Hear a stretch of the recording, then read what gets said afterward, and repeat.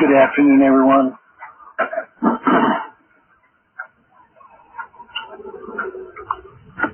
We're running late today. We took a trip down to Buffalo River.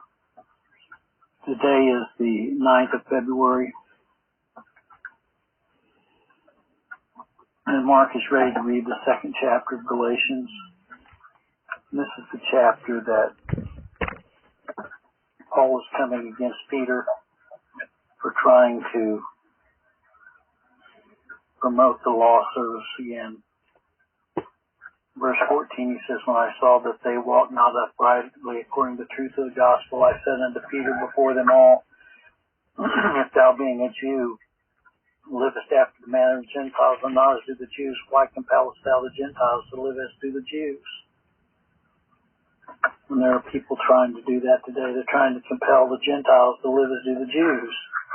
All these Zionists celebrating all these, the Hebrew roots movement and all this Messianic Jew movement and everything else. So I don't go along with it. I think it's modern day Judaisers is what I think. Anyway, I'll turn this over to Mark.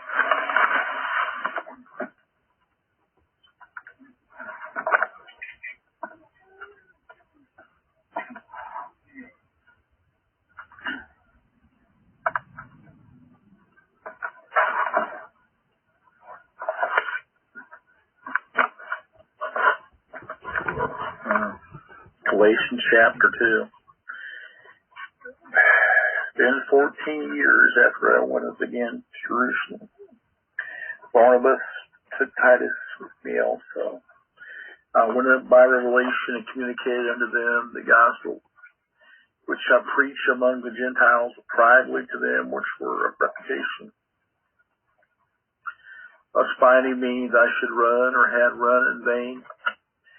But neither Titus, who was with me, being a Greek, was compelled to be circumcised, that because of false brethren unawares brought in, who came in privately to spy out our liberty which we have in Christ Jesus, that they might bring us into bondage, whom we gave place by subjection, no, not for an hour, that the truth of the gospel might continue with you. For these who seem to be somewhat whatsoever they were, maketh no matter of me God, except no man's person. For they who seem to be somewhat in conference, adding nothing to me. The contrary wise, when they saw the gospel, uncircumcision was committed unto me, as the gospel of circumcision was unto Peter. For he that wrought effectually in Peter to the apostleship of the circumcision, the same was mighty in me toward the Gentiles. And when James, Cephas, and John, who seemed to be pillars, perceived the grace that was given unto me, they gave to me and Barnabas the right hands of fellowship, that we should go unto the heathen, and they unto the circumcision. Only they would that we should remember the poor, the same which I also was forward to do. When Peter was come to Antioch, I withstood him to the face, because he was to be blamed. For before that certain came from James, he did eat with the Gentiles. But when they were come, he withdrew and separated himself, fearing them which were of the circumcision. And the other Jews dissembled likewise with him. Insomuch that Barnabas also was carried away from the assimilation. But when I saw that they walked not uprightly according to the truth of the gospel, I said unto Peter before them all, If thou, being a Jew, livest after the manner of Gentiles, and not as Jews, why compellest thou the Gentiles to live as to the Jews? We who are Jews by nature are not sinners for the Gentiles. Knowing that a man is not justified by the works of the law, but by the faith of Jesus Christ, even we believe in Jesus Christ, that we might be justified by the faith of Christ, and not by the works of the law. For by the works of the law shall no flesh be justified.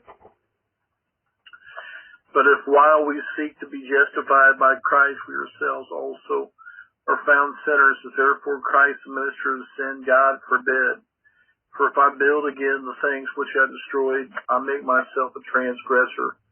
For I, though the law am dead to law, that I might live unto God, I am crucified with Christ, nevertheless I live, yet not I, but Christ liveth in me, and the life which I now live in the flesh I live by the faith of the Son of God who loved me and gave himself for me.